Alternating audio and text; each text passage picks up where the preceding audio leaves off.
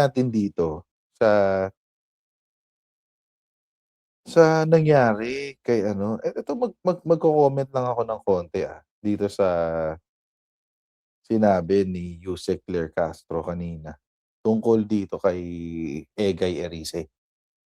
Oo, hindi ko sure kung napanood niyo na, pero just in case hindi pa, eto yung ano, eto yung video nung, nangyari kanina, panoorin natin. Sabay sa'kin may audio, Good morning, Yusek. Ma'am, lumusot na po sa komite sa Kamara yung anti-political dynasty bill. Pero may ilang mambabatas na binawi yung kanilang suporta, umatras sa co-sponsorship ba? Dahil hindi sila sang-ayon dun sa bersyon na ipinasa. Actually, ang sabi ni Congressman Erice ay nambobola lang si Presidente na priority measure itong anti-political dynasty bill. Ano pong reaksyon ng Malacanang? Bakit Alam niyo mga kababayan, nakita niyo yung gano'ng ano, gano'ng, reaksyon ni Yusek Claire? Ang tawag do'n trigger. Na-trigger na-trigger si Yusek Claire do'n sa tanong. Sa totoo lang. Oo, love natin si Yusek Claire, oo. Pero natawa lang ako do'n sa reaction niya parang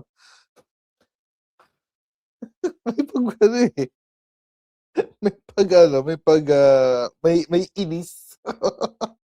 Ang cute, may inis, Ayun na sabi. Tingnan niyo ulit, sana. Ayun, may kulot sa noo. Ang cute, bakit naman po Ayun, 'di ba? Kita kita niyo yung ano, yung gigil. May gigil, may gigil yung ano niya, sagot, Eto nga yung resulta ng sagot, kay yan. Pangulo isisisi? Kung ayaw niya ng version sa House of Representatives, di sa pagka nagkaroon po ng pagdebate, debatihin niya po munang mabuti. Ilabas niya na lahat ang kanyang talino. Ayun, At kung anong kahihinatnan niyan, hindi naman po siyang mag-isa lang ang magdidesisyon niyan. Ang Kongreso yan. nakakapagtaka po dito kay Congressman Erice, parang lahat na lang ng kasalanan sa mundo, isinisisi niya sa Pangulo. Trabaho po nilang gumawa ng batas. Kaya trabahuhin niya po iyan kung anong gusto niyang version.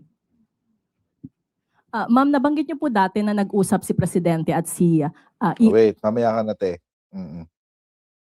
Well, mali ba yung sinabi ni Yusek? Hindi.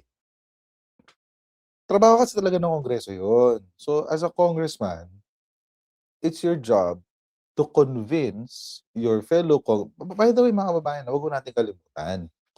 Ang Kongreso po is a collegial body. Ibig sabihin, bago kami maipasang batas, kailangan majority ang masusunod.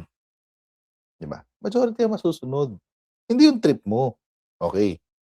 Ngayon, mga kababayan, kung hindi ka pinapakinggan ng majority sa gusto mong mangyari, sino may problema? Ulitin ko lang, ulitin ko lang. Di ba? Kung hindi ka sinusunod ng majority sa gusto mong measure, sino may problema? Yung mayorya? Di ba? Ikaw lang magaling, majority hindi. Imposible mangyari. Ang may problema, yung nag-iisa. Mag-isa ka lang, Nag-iisa ka lang kasi. So, ikaw may problema. Basic. Ganun lang kasimple yun. Ganun lang ka-basic yun. Ngayon, mga kababayan, kung nagrereklamo, nakakatawa kasi yung reklamo niya, Sinisi niya talaga kay PBBM kasi. Ano ba yung pinanggagalingan nito? Ay, papakita ko sa inyo. Ito kasi yun. Yan. May balita kasi. Anong nangyari kasi, mga kababayan, nagsalita itong si Erice. Ang sabi niya,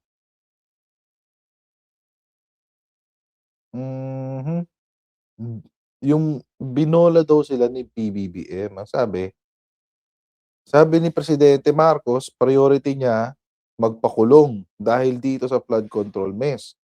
Nagawa ba niya? Hindi. Bola lang. Sinabi ni presidente, priority niya yung independent commission na ipasa ba? Hindi. Bola lang. Ngayon, sabi niya, priority niya anti-political dynasty, sabi niya.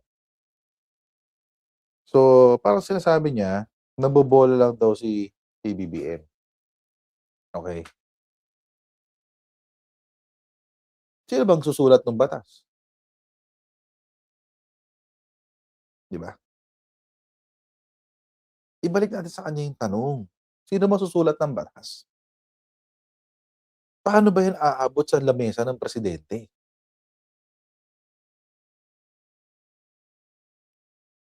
Di ba trabaho nila yun? Trabaho ng Kamara yun eh. Hindi naman trabaho ng presidente yun eh. Kahit i-certify pa yan as urgent ng presidente. Ulitin ko kahit i-certify pa yan as urgent, kung hindi yan ipaprioritize ng lower house at ng Senate, hindi mangyayari yan.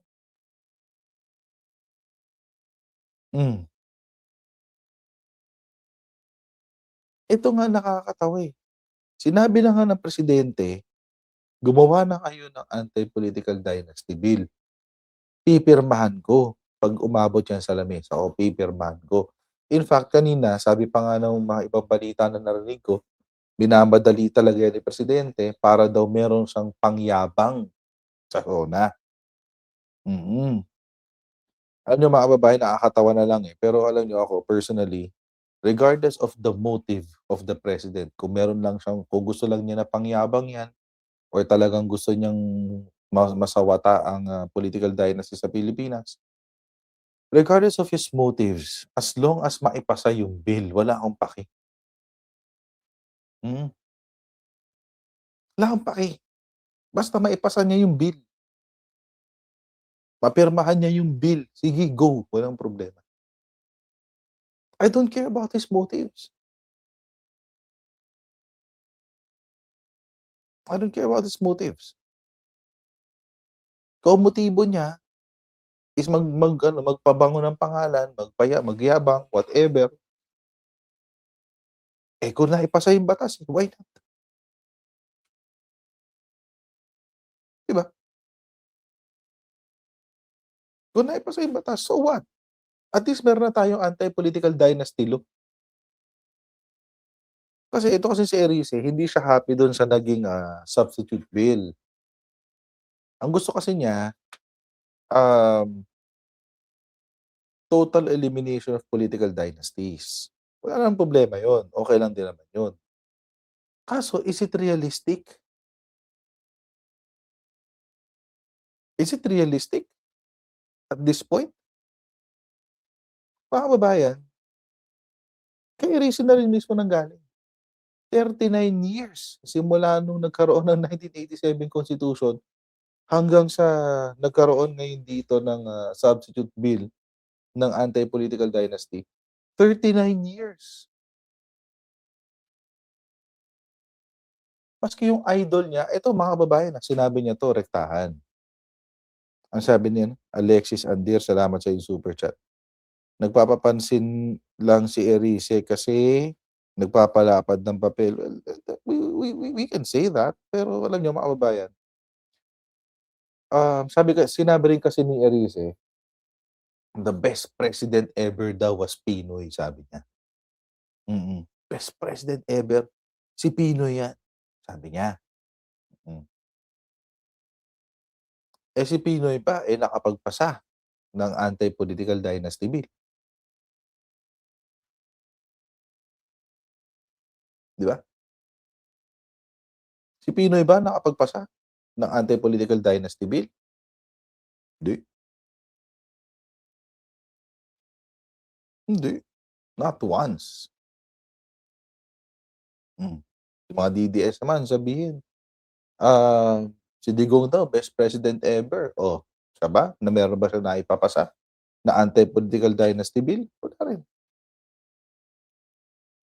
Ngayon pa nga lang nagiging relevant sa kwentuhan yan eh. Ngayon lang uli nagiging importante sa kwentuhan yung anti-political dynasty bill. Tapos nagrereklamo sila kasi bakit daw dalawa lang Up to the second degree daw of consanguinity and affinity. Bakit daw hindi sinagad hanggang 4th degree? Mm. Yun ang nirereklamo nila. At saka bakit daw hindi sinama yung rule na pati daw sa mga ibang jurisdictions, bawal din. So halimbawa, meron akong kamag-anak na 2nd degree. So halimbawa, kapatid ko tumakbo sa ibang barangay, pwede pa rin. Hmm. Actually, pwede pa rin. Yun talaga yung nasa bill. Basta within the same location, within the same jurisdiction, or within the same district, hindi pwede yung political dynasty doon up to the 2nd degree. Pero kapag ibang barangay or ibang distrito, pwede na, parang gano'n. So, it's possible na congressman ako ng District 1, yung kapatid ko congressman ng District 2. Okay. Is it better? I don't know. To be honest, hindi ko alam kung mas okay ba yun. Pero at least, may batas na magsasabi na hindi pwede within the same district. 'Di ba? So, kung merong congressman na o kung merong senador na nanay, hindi puwedeng tumakbo yung anak niya na gobernador within the same district.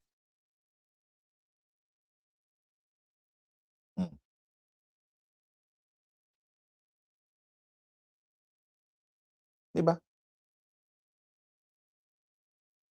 I'm sure alam niyo na yung sinasabi ko kung sino yun, 'di ba?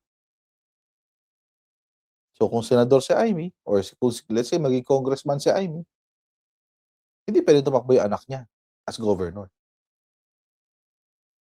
within the same district. Kailangan yung anak niya lumipat na ibang distrito, gano'n. Hmm. Hindi na puwede ngayon hindi na puwede ngayon yung mayor ka ta's asawa mo vice mayor, wala ng gano'n, hindi na puwede yun. Wala ng gano'n. Yun yung pinagbabawal ng political dynasty, which is already an improvement. This is already a big improvement kaysa sa wala, kaysa dun sa walang batas. So ito si Erice nagrereklamo siya, inaaway niya si Presidente Bongbong Marcos na hindi raw genuine ang kanyang desire na sawatain ang political dynasty sa Pilipinas kasi hanggang 2nd degree lang daw ang papatanggal. Be that as it may, at least meron kaysa wala. Imagine siya na mismo nagsabi, for 39 years ipinaglalaban daw niya na wasakin ang political dynasty. Ngayon na nakapagkompromiso ka sa dalawang tao, ayaw mo pa? Aayaw ka pa? I mean,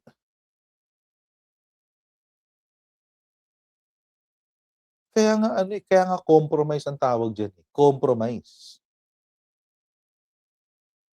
Compromise. Sa kompromiso laging lose-lose.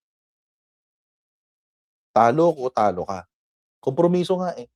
Hindi ko nakuha yung 100% ko, hindi ko nakuha yung 100% mo. Hindi mo nakuha yung 100% mo. Pareho tayong talo, pero at least happy tayo sa mga talo natin. Yun, yun, yun lang yun, guys. At the very least, hindi ko man makuha yung 100% ko, happy ako. Hindi mo man makuha yung 100% mo, happy ka. 'Di ba? Gano'n naman yun, eh. O di, why not? After, let's say maipasa 'tong batas na ito, after 39 years ulit, o baka mas maaga pa, maging 4th degree na. Di natin alam. Ang importante nandiyan na yung batas, kaysa wala. Hmm. Tapos sinasabi pa ni Erice na na palagay ko hindi naman nila ipapasa, para nagpasa lang yung Senate, mai-stall sa BICAM hanggang di na 'to ma-implement sa 2028 elections, blah, blah, blah. Alam niyo mga kababayan, 'pag ang isang politiko nagsabi na sa palagay ko, opinyon lang niya yun, hindi yun fact. Kahit sino actually, hindi lang politiko, kahit sino magsabi na sa palagay ko whatever, hindi yun fact, opinyon niya. Quite possibly an educated opinion, but an opinion nonetheless. Opinyon pa rin. So, kailan pa naging Nostradamus itong si Erice? Na hindi yan maipapasa hanggang 2028. Eh, binigyan na nga ng deadline na hanggang June. Kailangan by June tapos niyo na.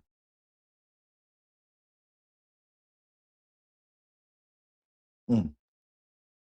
Kaya nga ang batikos ngayon kay Presidente Bongbong Marcos, ang batikos sa kanya hindi siya sincero dahil pangyabang lang 'to sa SONA. Eh, ang sagot ko nga natin do'n mga kababayan, o sige regardless kung pangyabang niya sa SONA, eh, di so what, at least may batas, kaysa sa wala,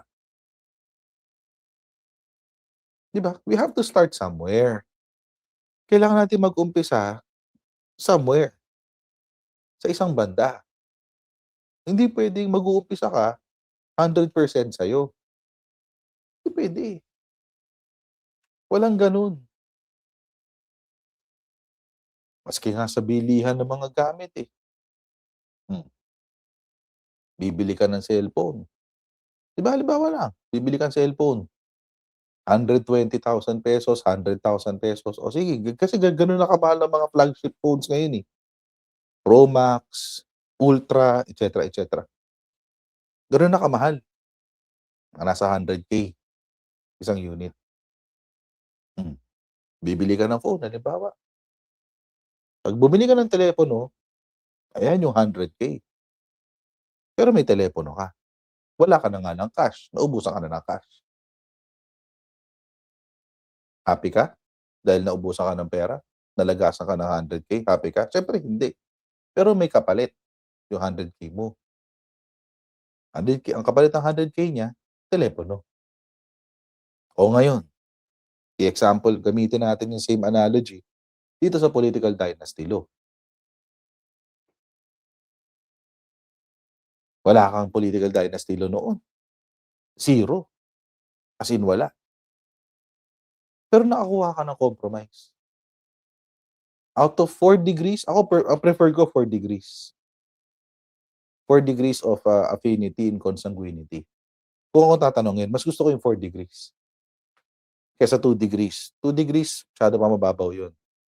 Oo, kasi baka yung mga pinsan mo pakatakbuhin mo, et cetera, et cetera. So ako, 2nd degree, medyo mababaw pa yun. 4 degrees is ideal. Pero hindi ko muna hahangarin ang 4 degrees. Lalo kung galing ako sa 0, 'di ba? Kung galing ako sa 0, hindi ko muna hahangarin pala ang 4 degrees. Usap-usap, usap-usap, kuwentu-kwentuhan, compromise, compromise. Ang ending, happy ang lahat sa 2 degrees. O di 2 degrees. Hmm, take mo na habang nandiyan. Take mo na 'yun, habang available. Kasi baka dumating ang panahon, offer is good until supplies last, mawala yung opportunity, tapos nganga ka na lang. Hmm, sino yung nagmukhang eh, di si Erice. And I think mga kababayan, naintindihan 'yun ng minority ng kamara. Mm. Naintindihan 'yun ng minority. Alam niyo kung bakit? Alam niyo, eto mga kababayan, for the first time in Philippine history, the minority and the majority are working together. Eto masasabi ko 'to, isa sa mga legacy ni PBBM. For the first time sa kasaysayan ng Pilipinas, ang mayorya at ang minority, at the very least sa House of Representatives, are working together. Kasi pagkabanggit niyan ni Egay Erice, ay tinanggal siya. Tanggal boy, tanggal talaga, out. Hindi ka na ano, minority leader. Sino na nagdesisyon? Minority din. Sabi ng minority. Mm. Sabi ng minority, "Ay, hindi ka puwedeng maging ano, minority leader. Masyado kang kontrobersyal." Oo. Yung mga ano, yung mga plano namin na gusto naming maisulong, hindi rin namin maisulong kasi masyado kang ano, kontrobersyal. Masyado kang papansin. Hmm, 'di ba? So, tinanggal siya. Ayan, oh, may nagsabi sa balita, oh. Erice loses senior deputy minority leader post after epic rant on anti-political dynasty law. Hmm. Kasi hindi siya team player. Hindi siya marunong makipag-compromise. Mm. Nasanay siya sa gawin nung mga naunang aktivista, yung mga naunang dilawan. Nasanay siya sa ano, sa diskarte ng mga naunang dilawan na kailangan sila lang ang masunod. Hindi, hindi na magwo-work yun. Nung una kasi mga kababayan, walang ibang susundin, basta dilaw lang ang masusunod. Walang walang gano'n, walang ibang kalaban. Pero ngayon, may kalaban. Ang kalaban, dalawa, mga loyalists at saka mga DDS. So how will you ensure your political survival? The politics of addition. Hmm. That's how you will ensure your political survival. The politics of addition. Hindi ka puwedeng ano, mag-recruit ng mga kalaban at this point. Lalong-lalo na wala kayong laban kay Sara Duterte. Mm.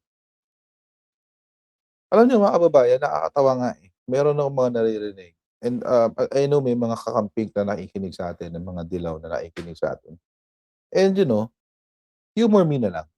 Mm, humor me na lang. Pero may nagsabi kasi na kailangan daw ng mga loyalist at mga pro-admin ang mga dilaw sa susunod na eleksyon para matalo si Sara Duterte.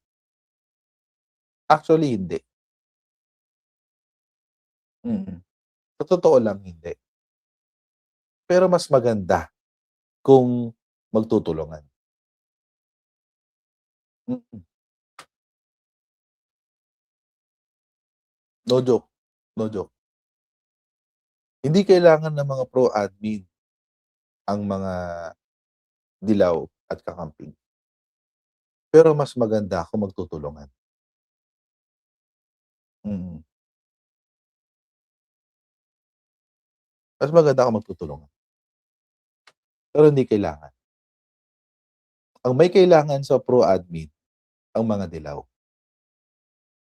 Kailangan niyo kami para masiguro na walang Sara Duterte na uupo. Mm. Pero ang mga ano, pro-admin, even without the vote of the yellows,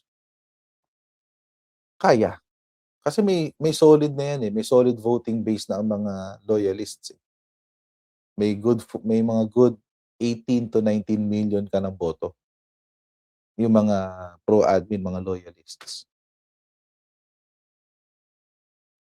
So, and besides mga kababayan, Sara Duterte mataas daw sa presidential survey, 'di ba, 38% or 30%. 30 na lang para madali mag-compute, 30%. Hmm, taas, 30%. Pero may 70% ka pa na ayaw kay Sara Duterte. Mm, may 30% ka pa na ayaw kay Sara Duterte. Iba-iba nga lang ang boto. Yung iba gusto kakamping, yung iba gusto pure dilaw, yung iba neutral, yung iba hindi iniisip, yung iba pro-admin. Hati nga lang yung boto. Pero may 70% ka na hindi interesado kay Sara Duterte.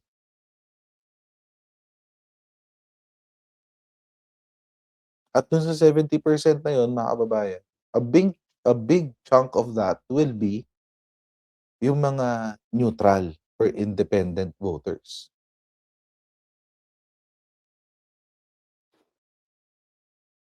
Hmm. Imagine, mga kababayan, kay PBBM lang na presidente siya. Hindi naman lahat ng DDS binoto si PBBM. Bakit hindi? Paano ko nasabing hindi? May 2 milyon si Isko, eh. May 2 milyon si Isko. Pero hindi lahat ng DDS bumoto kay BBM. Kaya nga lamang si Sara Duterte ng 800 or 700,000. Kasi nakuha rin niya yung boto ng Isko.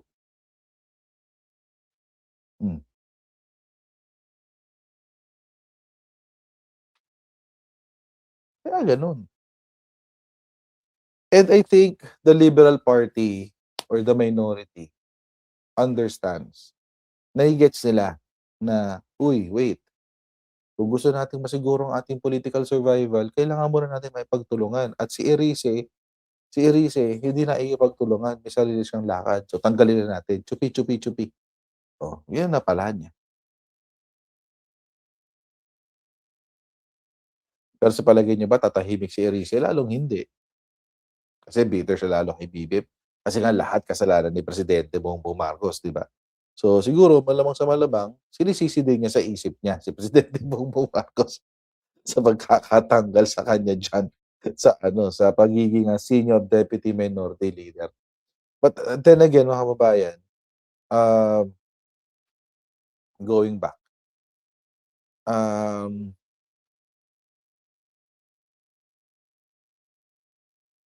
hindi kasalanan ni PBBM kung hindi umuusad yung tawag dito, anti-political dynasty law or maski yung sa IPC, Independent People's Commission, etc., etc. Kasi trabaho yun ng legislative. So, I don't think it is fair to hold the president accountable for something that is not even his job. Diba? So, abangan natin. Hopefully, by June, meron ng resulta yan. So, abangan natin in June. Tingnan natin kung ano mangyayari. Pero mga kababayan, hanggang dito na po muna tayo. Dito po sa ating pangalawang live stream. Pasensya na po, medyo mabilis lang talaga. But I'll see all of you po sa ating susunod na Share It Live. God bless everyone. See you in our next live stream, guys. Bye!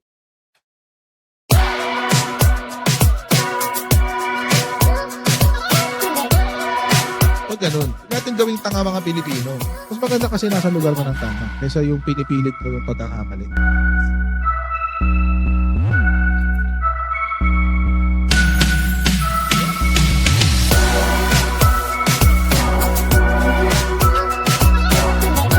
Are they willing to go that far? Hindi nakakalimutan ng Pilipino yan hanggat di nakasagot.